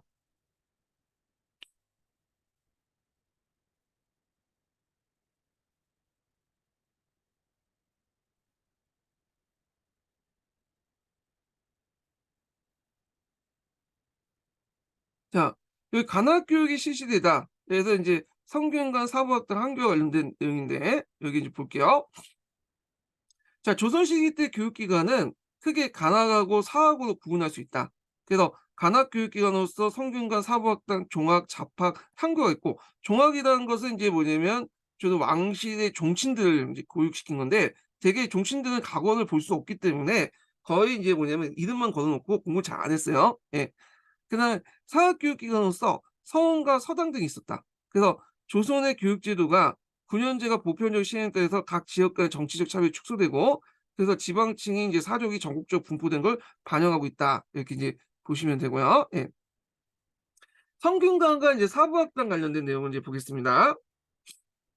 자, 조선 시기에는 전국의 모든 군현에 한교를 두는 곳을 원칙적으로 해서 교관을 파견했다. 그래서 서울의 사학은 성균관 간원을 교관 삼았고, 성균관에서는 생원과 진사와 함께 사학 등에서 선발한 그 유생들이 이제 입학하여 문과 시험을 준비했다. 자, 성균관은 문과 시험을 준비하는 조선 시기 때 최고 교육기관이었다. 그 고려 말 이후에 성균관은 국가의 지배 사상이 주재학의 이제 이념 보급 기지로서 기능과 국가의 관료로서 양성하는 관료 양성성 기능을 가지고 있었다. 그러니까 두 가지 목적이 있다고 했죠. 주재학의 이념 보급 근거지, 그다음에 국가의 관료를 양성하는 관료 양성소, 두 가지 기능이 있다라고 보시면 될 것 같아요. 자, 그리고 조선 왕조가 세워지고 유교가 지배 이념이 되면서 성균관은 명륜 성인제라는 사명을 띠고, 그 인륜을 명확히 하고 인재를 뽑는다, 완성시킨다, 이런 이제 사명을 띠고, 태조 7년에 지금의 성균관 대학교에 자립되는 자리한 순경방의 명류당, 문모, 동서재, 청록청, 양원고 등 식당 등 96칸의 시설 갖추게 되었다. 지금도 이제 공부하는지 모르겠는데, 예전에 제가 교육과 공부할 때 이 성균관의 이제 국성 관련된 내용을 예전에 시험에 나왔거든요. 예. 그래서 인제 있는데 뭐 요때 제자가 들어가면 기숙사를 의미한 거고, 양형고는 제가 인제 고려시대 인제 유추해 볼 때 요건 재정 관련된 내용 같아요. 창고 같은 거. 그래서 인제 "이런 시설을 갖추게 되었다." 이렇게 했고요. 성균관 이제 유생의 전원은 국초에 200 명을 전해져 있다. 그래서 성균관 유생은 생원 진사의 상제상과 그 상제상의 모자를 유학으로 이제 보충한, 평상시에 인제 공부하는 사람들 유학이라고 했어요, 유학. 예. 그래서 과거 시험에 합격하지 않아도 공부하는 그 양반 자제들을 유학이라고 했고, 따로 나중에 인제 조선 후기 때는 이 유학호를 인제 따로 만들어 가지고 이들을 군역으로 면제시켰죠. 예. 그래서 보충하는 기재성으로 구분했다. 상계생은 원칙적으로 인제 생원 진사를 향했으며 점차 완화되어 문과의 향시나 항성시에 한 번 합격한 자, 그리고 생원 진사 시에 항시나 항상시에 두 번 합격한 자, 현직 관료의 창하관도 입학할 수 있었고, 그 기재생은 사학에서 승부신을 보고 올라온 사보 승부생과 문음의 자제 중에 문음 승부생 같은 거 구성되었다. 그래서 재학 연하는 제한되지 않으며, 이거는 이제 평생 죽을 때까지 인제 뭐야 가교 합격할 때까지 학생이 되는 경우도 많았죠. 원전 300전을 얻어서 문과 초시의 자격을 합격시키는 게 그 목적이었다. 그러니까 여기에서 인제 볼 수 있듯이 초기 때는 이 원칙이 나름대로 지켜지죠. 그래서 앞에서 얘기했지만 학교 제도와 과거 제도를 연결시키려고 인제 했던 노력의 현장인데, 이게 점점 이제 별시가 형성되면서 생기면서 원점 기준이 점점 낮아지고요. 앞에서 조선 후기 때는 아예 뭐냐면 그 원점조차도 인제 안 따도, 성균관 안 들어가도 시험 볼 수 있다, 이렇게 기억을 해 두시면 돼요. 자, 원점은 매일 아침 저녁 식탁에 참석하는 걸 원점 하나로 계산됐다. 그래서 성균관 각종 시험에서 우수한 성적을 거둔 자에게 문과 초시나 복시, 전시를 직부하는 학교가 특정이 있다. 그래서 성균관 안에서 또 시험을 봐 가지고 이런 특정을 줬다는 거예요. 예. 자, 오랫동안 이제 성균관에 수학하고 학문의 행실이 뛰어난 사람들이 50 세가 된 자나 학관 일간, 그다음 학관 순재, 예조 일강일 등, 아마 이제 시험 종류인데 성균관 안에서 보는 자체 시험일 거예요. 거기 성적에 우수한 자, 문과의 간시, 한성시 등 7번에 그 합격하고 나이가 50 세인 자에게는 왕에게 청구해서 벗을 주기도 했다. 예. 청구제의 어떤 대상이 되기도 했다. 이렇게 보시면 될 것 같고요. 자, 고려 말에 오부학당이 설치되었으나 조선조에 이르러 이 가운데 북부학당을 제외하고 사부학당만 서울에 실제 설치 운영됐고요. 사부학당은 양인 이상이면 신분이면 누구나 8세에 입학하여 생원 진사를 준비하는 교육에 임할 수 있었다. 그래서 정원은 각각 100명씩이었고 교육 내용은 소학과 사서가 중심이었다. 자, 그래서 이제 있고 향교를 볼게요, 향교. 자, 한교의 연호는 삼국시대까지 거슬러 올라가고 고려시대에는 지방학교인 향교가 형식적이나마 설치되었으나 1군 1항교가 설치되는 데까지는 이루지 못했다.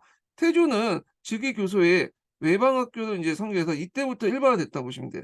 고려 시대 때 있긴 했지만 이게 이제 학교가 전국적으로 설치된 건 이제 조선이 등장하고 나서죠. 그래서 태종은 수령학교다 해서 수령칠사에 하나 넣어서 그 뭐냐면 그 성과 여부를 수령의 포통 기준 삼았다. 그래서 수령회 중에 수령칠사 중에 하나가 뭐냐면 한교 지능 관련된 내용이 있어요. 예. 그래서 한교를 얼마나 진흥시켰냐 이런 건데 그 당시 한교는 성리학적 이념에 따라서 교화의 어떤 수단으로 썼던 거기 때문에 상당히 중요시했다 이렇게 보시면 되죠. 그래서 따라서 한교 진흥은 그다음 수령의 직책 가운데 하나로 중요한 것이 하나였다. 모든 군현에 한교가 일시에 다 설치된 건 아니었으나 전국의 모든 군현에 한교가 설치되었다. 점진적으로 다 설치됐다. 이렇게 보시면 되겠죠. 자, 한교에는 양인 이상 신분호 8살 이상의 이제 남자가 입학하였다. 한교의 유생 및 생도는 교생이라고 했고 중앙의 간학상과 마찬가지로 공자의 선언을 모시는 것을 유교 여전이나 유교 경전을 익혔다. 자, 한교의 공자를 모신 대성전, 선언을 봉안한 동서문, 구문된 문모, 관악 장소인 명륜당, 강의하는 장소를 얘기하는 거고 기숙사도 있어요. 예. 동제 서재로 구성된 학사, 제사를 관장하는 정사청 등이 있었다. 교생은 전원은 각 분야 인구비에 따라 배정했고 전국 교생의 전원은 15,000명이 달했다. 자, 그 외에도 예객생을 부르는 정원 이외의 학생도 있었다.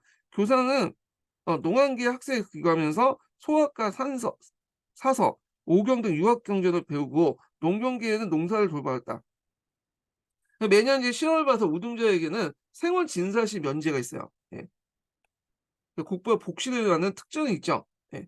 그래서 양반들이 교생에 이제 뭐냐면 이름에다 걸어 놓는 이유가 요런 걸 혜택을 받기 위한 거야. 이런 것들. 그리고 또 뭐냐면 그 속가에 응시하려면 그 적어도 교생이 돼야지만 속가에 응시할 수 있는 자격이 주어지기 때문에 이렇게 양반들이 뭐냐면 이름만 걸어 놓으면 됐다. 이렇게 보시면 되죠. 그리고 이들에게는 또 뭐냐면 어 교생들에게는 군역이 있어요. 군역 면제가 있기 때문에 또 인제 많이 인제 이렇게 들어갔고 물론 이제 교생 중에서도 낙강생, 성적 미달 그러니까 그 한교에서 매번 시험을 보는데 성적 미달생 같은 경우에는 군역에 들어가야 돼. 그래 가지고 인제 충당되었다. 그러나 이런 예는 거의 없었고 오히려 한교는 점차 군역을 면제받은 자로 분비하는 피역자가 되었다 이렇게 보시면 되고요.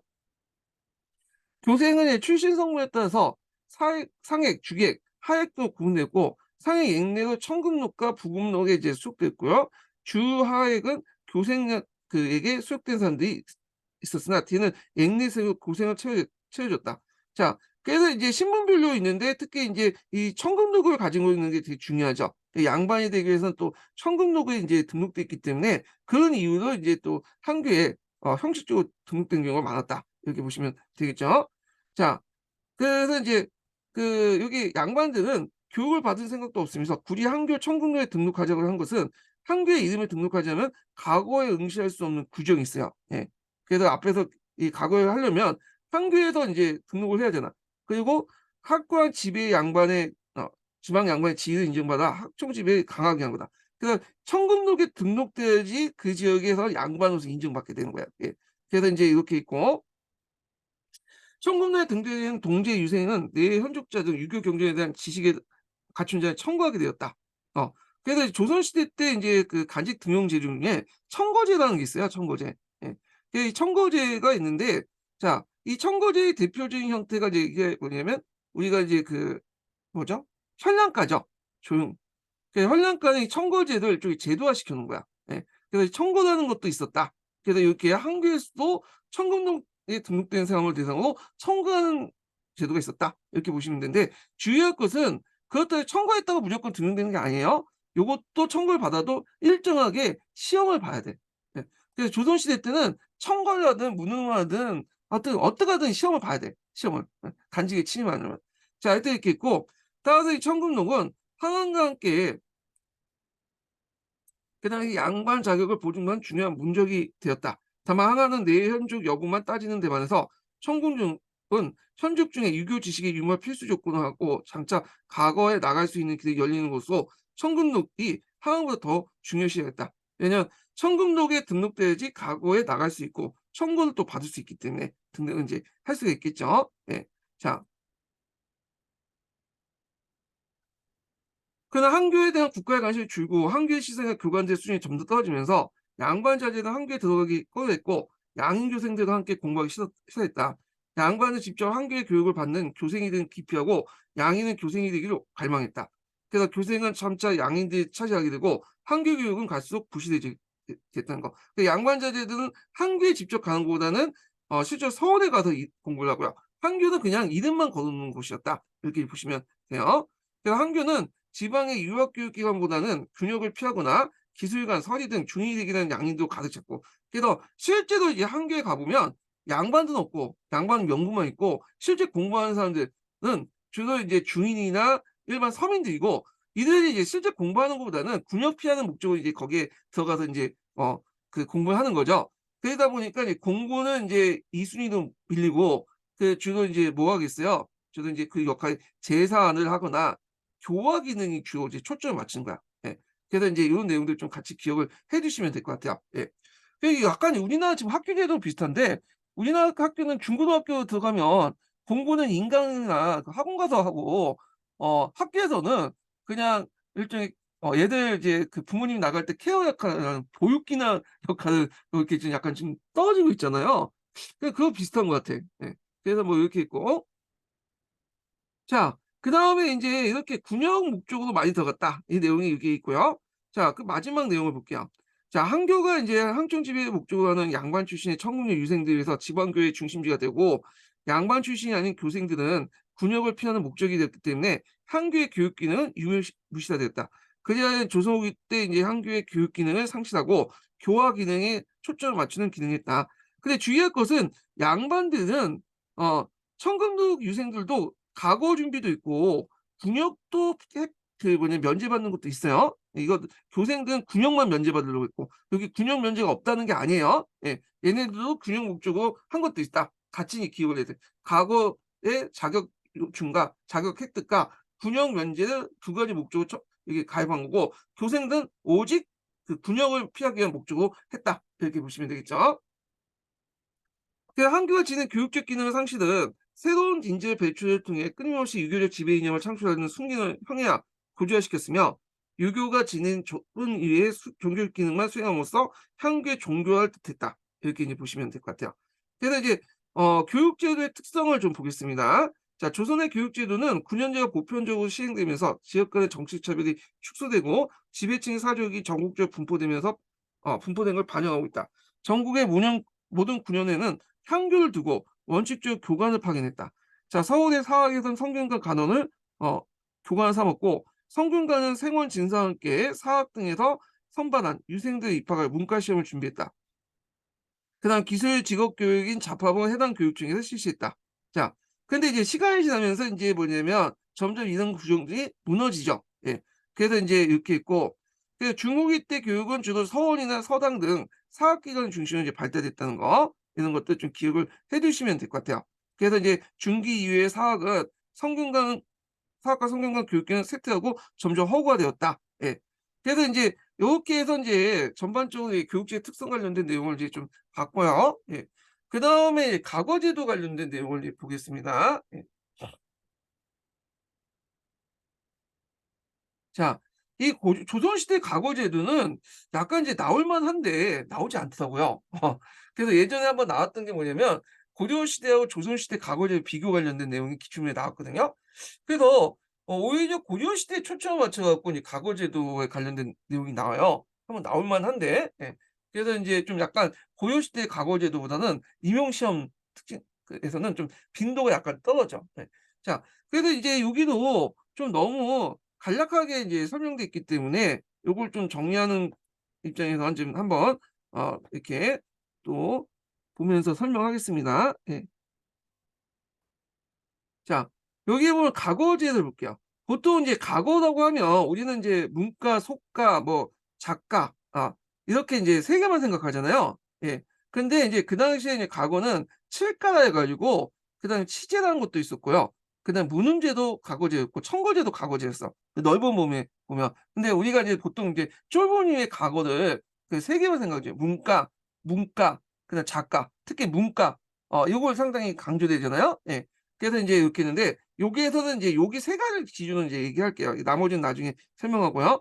자, 여기 보면 물가부터 볼게요. 물가는 인제 보면 조선시대 때는 이제 고려시대와 달리 이제 물가를 이제 실시했죠, 정기적으로. 그래서 요거는 3 층제로 형성됐어요.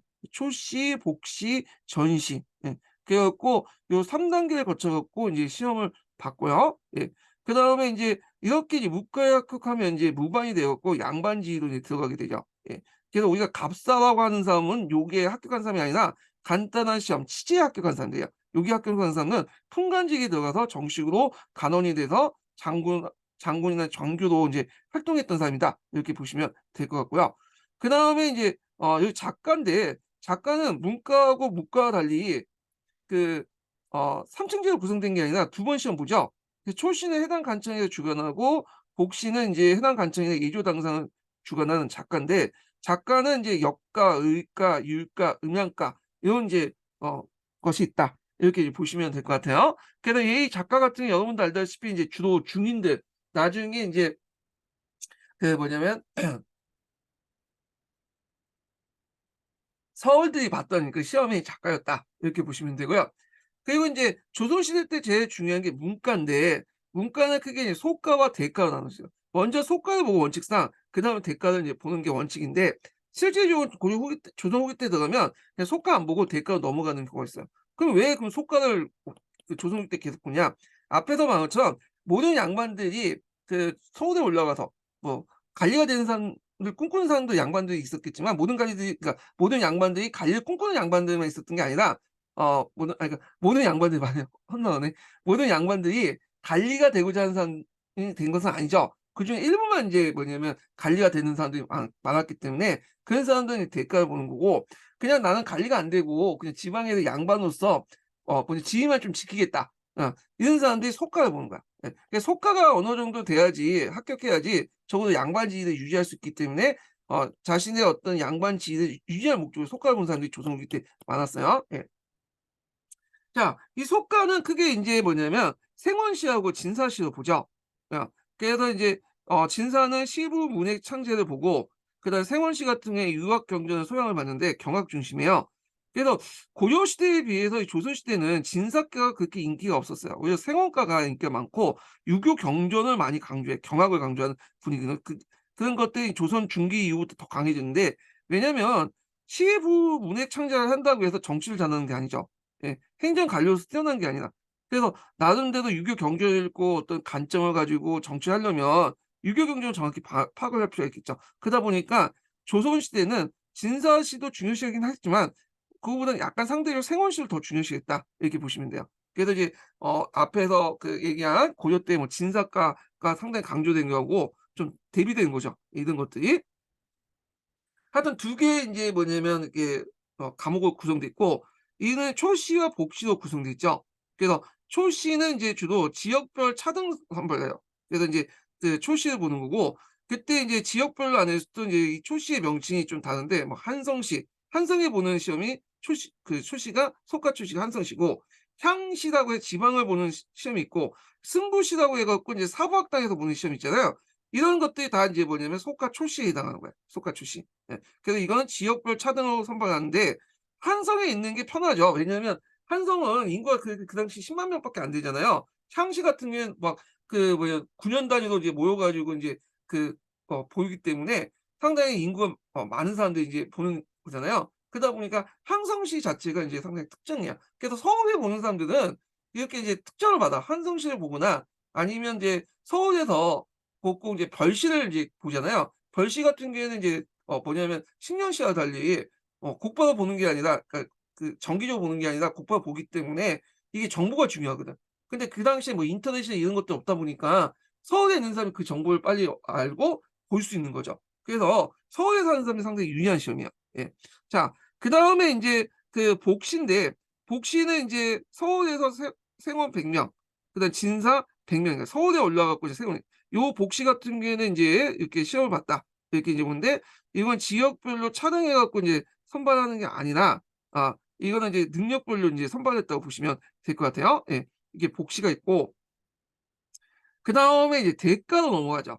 대과 같은 경우에는 원칙상은 소과에 나 아니면 성균관에서 원점을 받은 사람이 대과를 볼 수 있는데, 이 원점이 인제 이거는 초창기 때만 지켜진 거고 나중에는 점점 이제 없어지게 되죠. 자, 그 대과는 초시, 복시, 전시 요렇게 이제 봐요.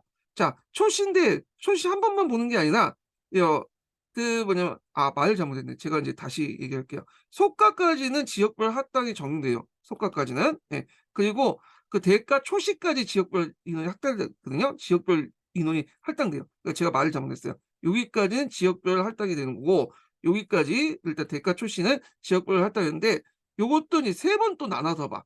초, 중, 종. 그래서 3 번을 또 연달아 본다. 그다음에 복시를 보죠. 복시도 인제 주로 인제 초, 중, 종을 보고, 그다음에 여기에 합격한 사람이 이제 전시를 보는 거죠, 전시. 전시는 이제 주로 뭘 보냐면 그 책문을 보는데, 책문은 이제 뭐냐면 왕이 인제 직접 봐서 인제 그 문제를 내놓죠. 뭐 어떤 사항이 있는데 이거에 대해 어떻게 대응할 것이냐 하면 대책문을 보고서 인제 올리는 거야. 그래서 거기에서 인제 뭐냐면 이때 복시 합격자 33 명이 등급을 결정하는 거야. 그러니까 전시는 당락을 결정하는 게 아니라 등급이 왕에서 이제 결정한다. 1 등부터 33 등까지. 그래서 이 전시 제도는 이제 공민왕 때부터 본격적으로 도입됐던 제도죠. 예. 그래 갖고 이렇게 인제 했다. 그래서 이 복시하고 그 복시는 지역별 상관없이 뭐냐면 능력에 따라서 보는 거야. 그러니까 여기까지는 지역별 앙배가 있지만 여기부터는 인제 뭐냐면 능력에 따라서 본다. 그러니까 지역별이 앙배하고 그다음에 인제 뭐냐면 그 당시 이제 능력주의가 서로 결합됐다, 이렇게 보시면 될 것 같은데, 우리나라에서는 요렇게 인제 안 하죠. 뭐 지역별 할당제 같은 건 뭐 그는 그 뭐랄까요. 저기 이제 공기업이나 그런 데서만 할당되지, 요즘에 뭐 수능에는 그런 건 없잖아요. 뭐 그건 있네. 농어촌 가산점 요 정도. 예. 근데 중국에서는 그렇게 하더라고요. 중국에서는 북경대학교 들어가려면 일단 북경에 있는 게 상당히 북경에 호적을 갖고 있는 게 호구를 갖고 있는 게 상당히 유리하다고 그러더라고요. 거의 10%를 의무적으로 할당한대요, 북경에 있는 사람들에게. 그러니까 나머지 있는 그 성들 사람들은 인구에 따라서 그 많은 인구 속에서도 뭐 0.0% 에 합격한 사람들이 북경대에 들어간 거고, 그 뭐냐면 거기는 인제 북경에 있는 데는 상위 1%만 이제 들어가도 북경대에 들어가는데, 하여튼 뭐 인구 비례에 따라서 인제 뽑는다고 하더라고요. 자, 하여튼 이렇게 있고, 그다음에 인제 이렇게 해서 인제 했는데, 여기 보시면 시험을 몇 번 봐야 되냐면 일단 1 번, 2 번, 3 번, 4 번, 5 번, 6 번, 7 번, 8 번, 9 번을 봐야 돼. 그래서 총 9 번을 보고 합격을 해야 돼요. 예. 그 이 9 번을 볼 때 장원을 일일이 했던 사람 중에 조선시대 때 유일한 사람이 누구냐면 이가 유일한 사람이죠. 예. 이건 유일하게 이 사람이 그 장원을 9 번이나 했어. 예. 이 사람이. 상당히 천재죠, 이 사람이. 자, 그래서 인제 이렇게 좀 기억을 해 두시고요. 자, 그래서 인제 원칙적으로는 관악하고 과거제도를 연결시키려고 했지만 실제로 시간이 지나서 이게 안 됐다, 이렇게 좀 기억을 해 두시면 될 것 같아요. 요 부분은 제가 앞부분에서 설명을 했어요. 예. 자, 그러면 이제 문과를 기준으로 볼게요. 자, 여기 문과는 이제 큰 범위에서 문과를 얘기하는데, 요 문과 안에서는 소과하고 대과가 있는데 보통 작은 범위의 그 대과를 문과라고 해요. 예. 그 문과의 의미가 두 가지 의미로 쓰게 되는데, 하나는 큰 범위의 문과, 하나는 작은 범위의 문과, 이렇게 이제 보시면 되는데, 자, 여기 보면 이제 먼저 소과부터 보죠. 소과는 인제 생진과하고 진사과 이렇게 두 가지로 나눠져 있잖아요. 예. 그래 갖고 인제 이렇게 있는데, 여기 생진과, 아 말이 안 돼. 생진과가 아니라 생원과하고 진사과를 합쳐서 생진과라고 하죠. 예. 생원시, 진사시. 예. 그래서 이제 초시 같은 경우에는 인제 뭐냐면 인구 비례에 따라서 이제 각 700 명을 선발하고, 향시와 향성시, 지방에 보는 시험과 한성시 200 명을 뽑는다. 그러니까 한성시가 되게 유리하다는 걸 알 수 있죠. 예주에 실시한 복시를 통해서 생원 100 명하고 진사 100 명을 선발한다. 자, 합격자는 백패라고 합격 증서를 받고 성균관에 입학하거나 또는 문과에 응시하거나 하급관리가 자기가 원하면 하급관리가 될 수 있어요. 뭐 참화관 같은 하급관리들이 인제 될 수 있죠. 자, 그다음에 대과를 볼게요. 대과는 인제 초시 같은 경우에는 인구 비례에 따라서 240 명을 선발하고, 그래서 향시, 향성시, 간시에 인제 세 가지로 나누죠. 예. 그래 갖고 인제 향시에서 150 명, 한성시에서 40 명, 간시에서 성균관에서 따로 뽑아 50 명. 그러니까 성균관이 이런 특징이 있어요. 성균관에서 간시를 실시하면 이게 초시에 이제 뭐냐면 합격하기 쉽겠죠. 예. 그래 갖고 인제 이런 것들이 특징이 있었다. 예 그 성균관에서 여러 가지 이제 뭐냐면 그 시험을 봐서 초시나 복시를 면제하는 방식으로 이렇게 시험을 봐서 이렇게 이제 그 시험에 합격한 초시나 복시나 심지어 전시에도 합격한 거 치고 관리를 직접 임명했다. 이런 특징이 있어요. 자 복시는 인구 비례에 따라 상관없이 성적순 33 인으로 선발을 하고요. 그다음에 전시 같은 경우에는 각과, 을과, 병과 같은 33 명의 등급을 정했어요. 그래서 각과는 이제 3 명, 을과는 7 명, 병과는 인제 23 명 이렇게 있는데 각과에 합격한 사람을 인제 그중에 3명 중에 1 등을 장원이라고 했죠. 보통 장원급제 그죠. 장원 한 명에게는 종유품을 인제 줘요. 그다음에 그 각과 이제 2 명 그러니까 여기 3명 중에 1 명은 인제 여기 있고 종유품, 초인직이 종유품이야. 그다음에 이 사람들은 이제 각각 2 명은 정칠품을 주죠. 그리고 을과는 정팔품, 그다음에 병과는 정구품을 줬다. 그리고 이제 만약에 참화관 같은 관리들이 시험을 보는 경우가 있거든요. 그럴 경우에는 또 이거와 예외적으로 또 플러스해서 더 올라가죠. 그래서 또 그 참화관이나 좀 더 높은 벗을 줬죠. 자 이렇게 인제 있는데 그래서 과거 이 전시 합격의 기준에 따라서 이렇게 이제 초임지 발령지나 아니면 초임의 품간이 뭐냐 달라졌다. 이렇게 보시면 돼요. 이거는 문과뿐만 아니라 무과도 그렇고 작가도 그래요. 예 문과뿐만 아니라 무과나 작가도 그런 현상들이 보인다. 이렇게 이제 보시면 되겠죠. 자 무가를 볼게요. 무가는 공양왕 때 실시했으나 고조 멸망 후 태조 2년 때 처음 실시했다. 공양왕 때 이제 신설된 건 아니라 예종 때 처음에 신설됐다가 폐지됐다가 공양왕 때 이제 실시인데 이미 이제 공양왕은 뭐야 고려가 아니라 이제 조선이죠 거의. 그러니까 이 공양왕 때 이제 넘어서 태조 2년 때 또 한데 그래서 공양왕 때 고려 때 처음 실시했다고 보시면 돼요. 이건 그냥 연결돼서 인제 실시한 거니까. 자 절차를 보면 초시, 복시, 전시 이렇게 있고 소가, 대가 이렇게 구분 안 하죠. 초시는 이제 인구 비례에 따라 190 명을 선발하고 복시는 이제 능력에 따라서 인제 하는데 병조에 따라서 병조에서 이제 시험 복시에는 예서, 건국대전 사서, 오경 중에 하나, 병서, 무경, 칠서 중에 하나, 그다음 무예를 시험을 봤다.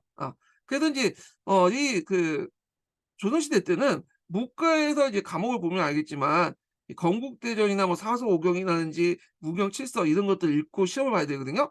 그러다 보니까 이들도 한문에 상당히 능통해.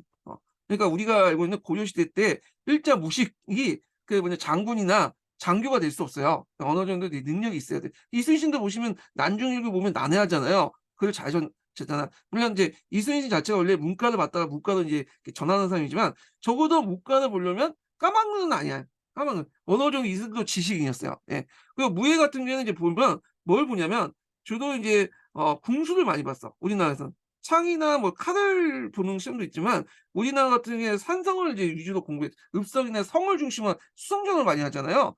그러다 보니까 이게 뭐냐면 활을 쏘는 게 먼 거리에서 원거리로 해서 섬을 그 쏘는 활이 되게 중요하거든요. 그러니까 화살 쏘는 궁수를 많이 봤다.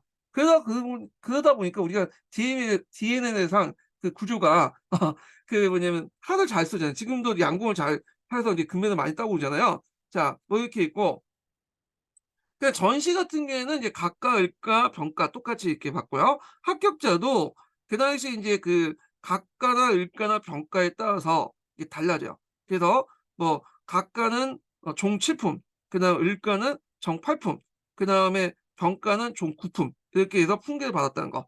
그리고 간품에 원래 있는 사람들은 더 자기에서 한 개를 더 가자해 줬다는 거. 한 등급 더 올려줬다는 거.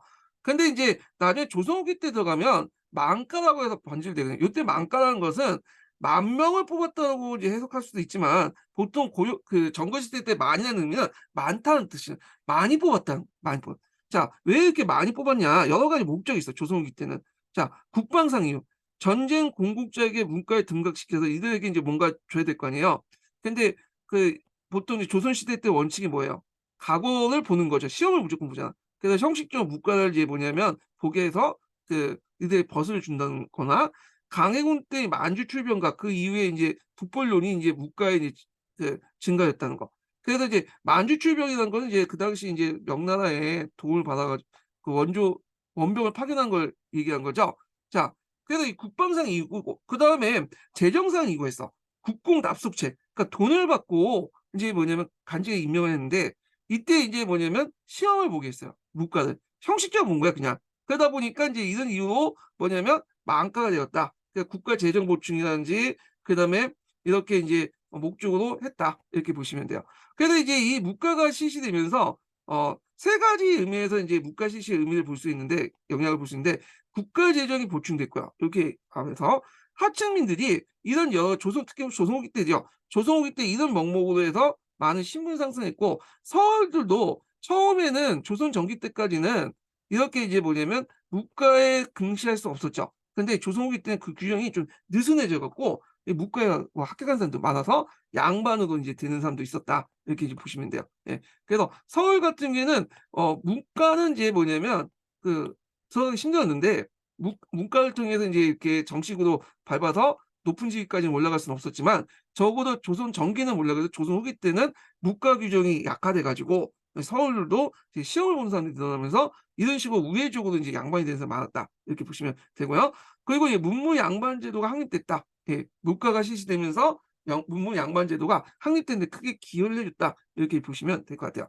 자, 작가를 보죠. 작가는 기술가인데 자, 종류가 이제 역가이 있고요. 역가, 통역가이죠. 역가가 있고 을가, 음양가, 율가가 있어요. 그래서 절차는 초시가 있고 그다음 복시를 보는 거고요. 그래서 주로 해당 관청의 제조와 그다음에 예조 당상이 이제 실시됐고 해당 관청은 을가는 전이가, 율가는 형제 고율사, 그다음에 음양가는 간상가, 역가는 사역원. 그래서 교육하고 과거 시험인데 어디에서 교육하고 과거했는지 이거 외워두세요. 이거 95년도 기출문제 나왔던 거거든요. 예. 그다음에 이제 응시자들은 실품 이하의 전현직 기술가이나 잡학상도, 잡학상도는 중앙관청, 지방관청에 해당 관청에서 교육을 받은 사람인데 대개 보면 서울이나 주로 중인계층들이 봐요. 그래서 중서라고 하죠, 보통. 그래서 이 중인들은 이렇게 작가에 합격하면 그 당하관까지 올라갈 수 있지만 당상관까지는 올라가지 못해요. 한 풍에 결려 있었다.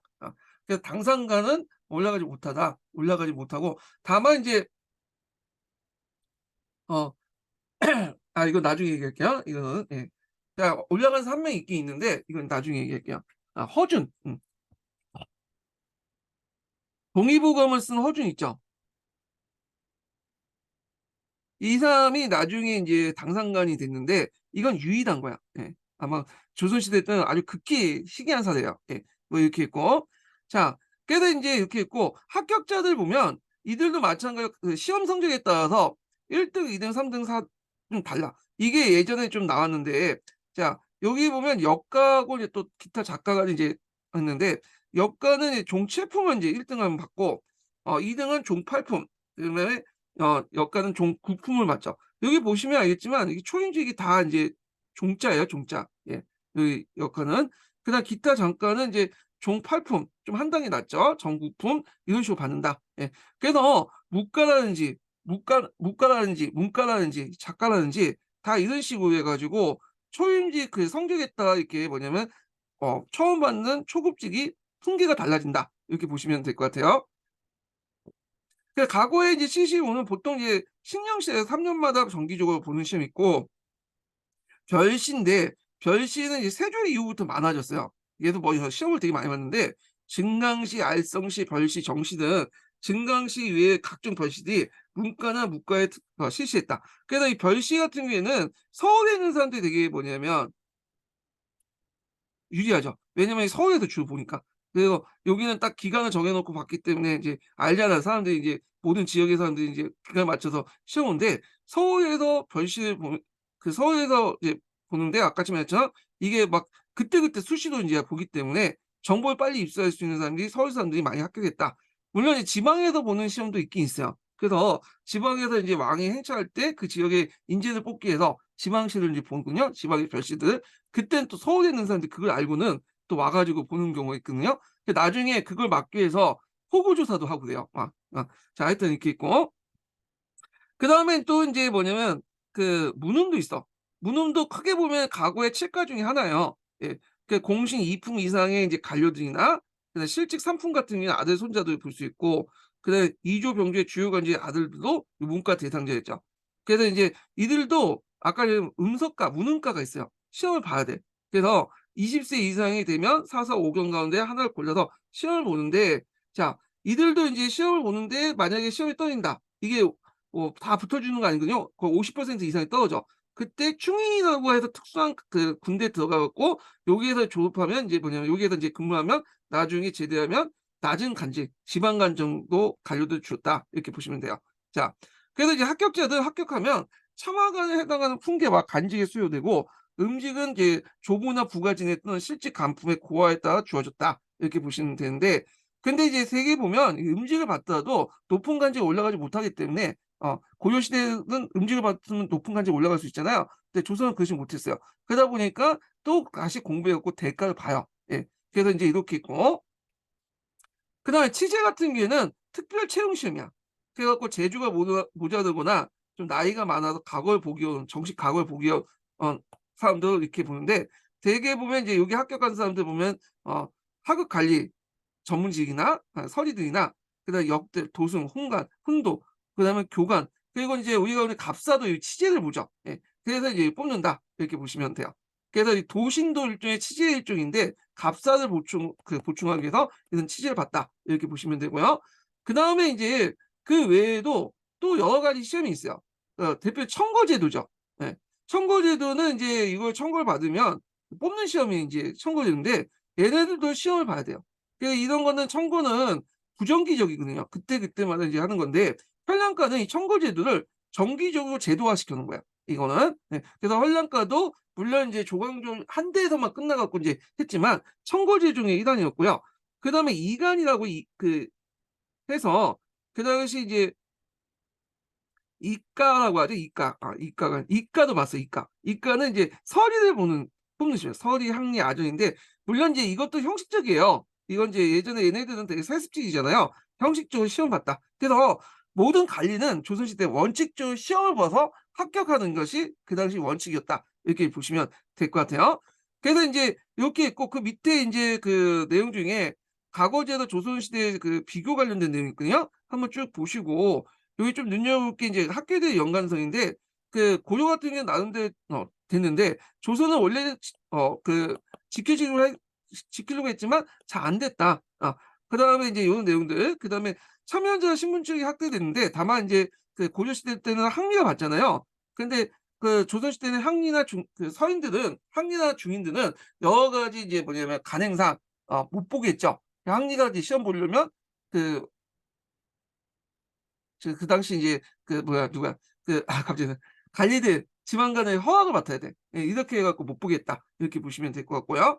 자, 그래서 이제 이렇게 해서 한번 전반적으로 설명을 했고, 그다음에 넘어가서 내용을 이제 좀 보기도 하는데 좀 쉬었다가 좀 할게요, 요 부분은. 예.